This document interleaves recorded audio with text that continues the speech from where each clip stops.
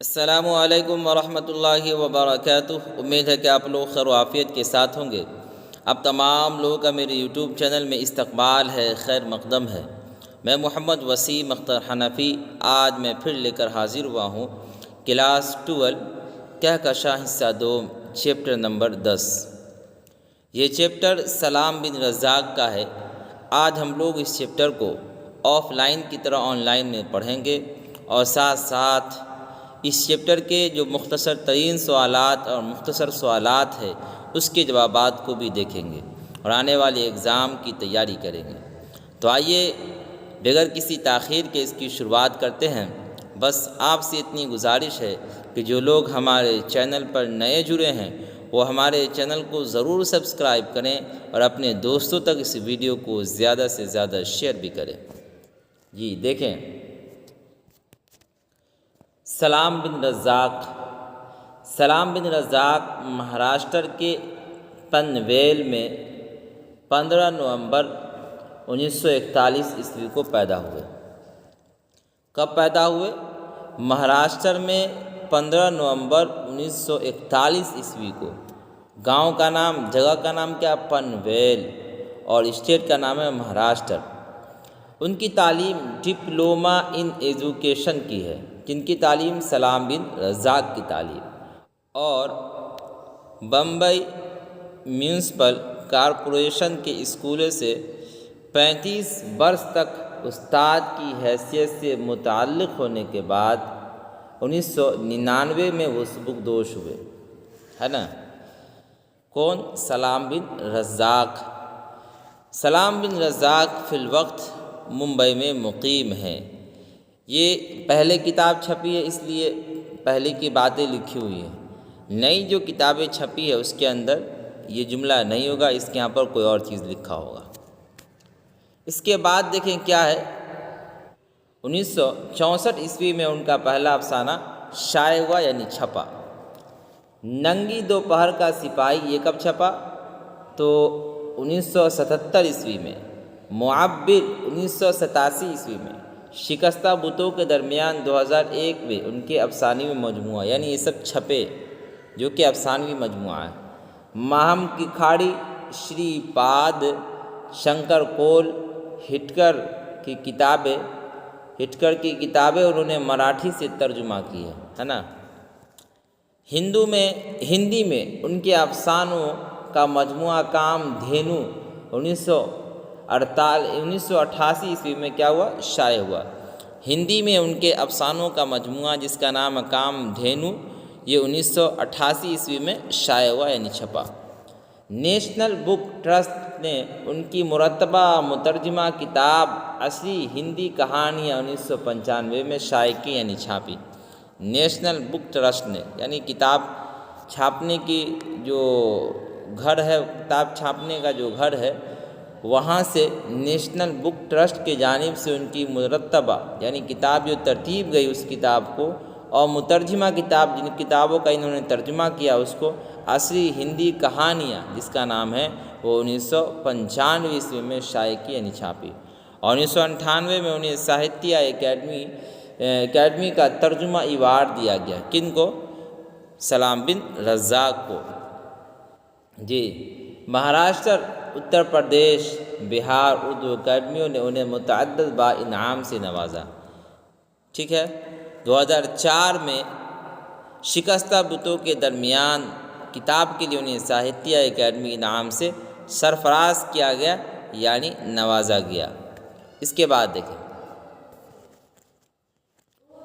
جدیدیت کے بعد ہم عصر افسانے کی جو نئی نسل سامنے آئی ہے اس میں سلام بن رزاق سب سے معتبر لکھنے والے تسلیم کیے جاتے ہیں، یعنی مانے جاتے ہیں۔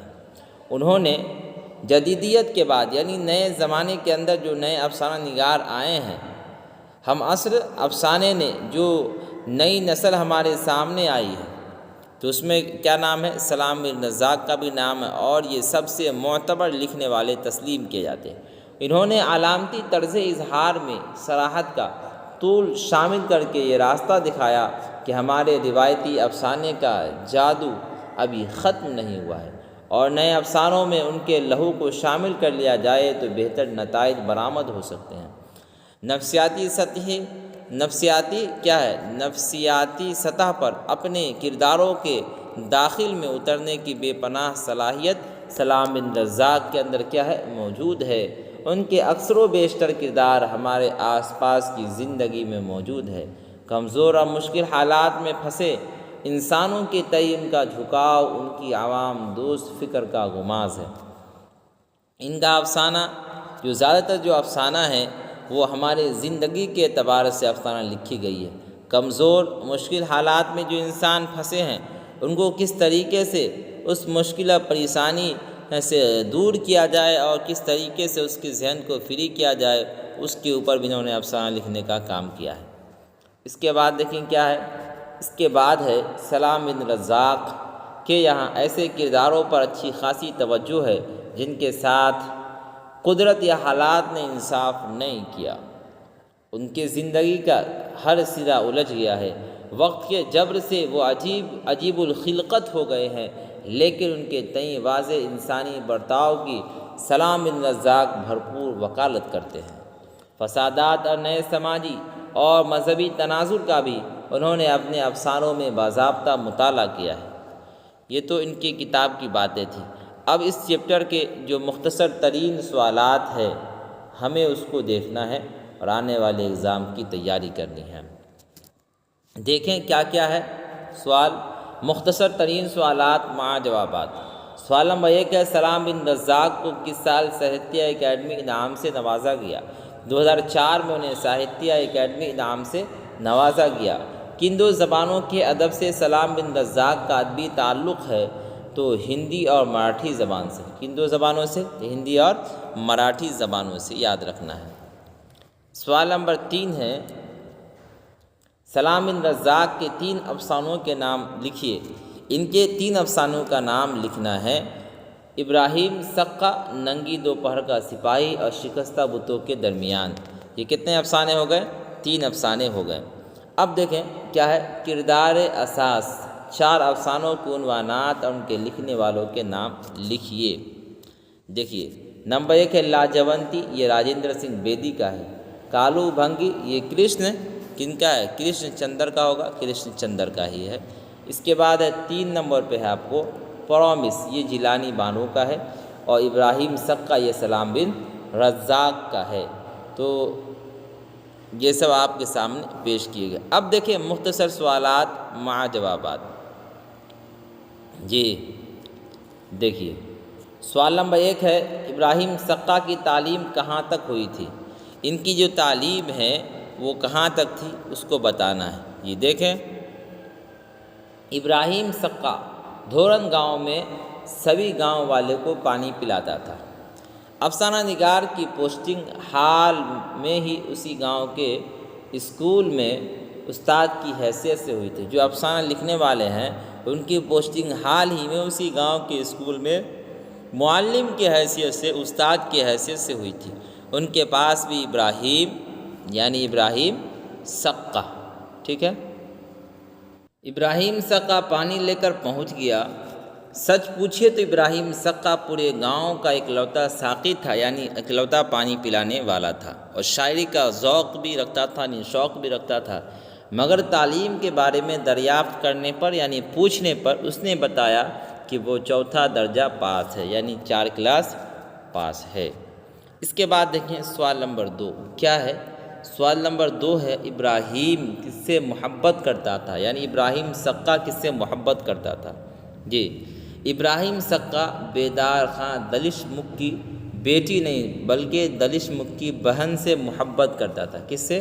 دلش مکھ کی بہن سے محبت کرتا تھا۔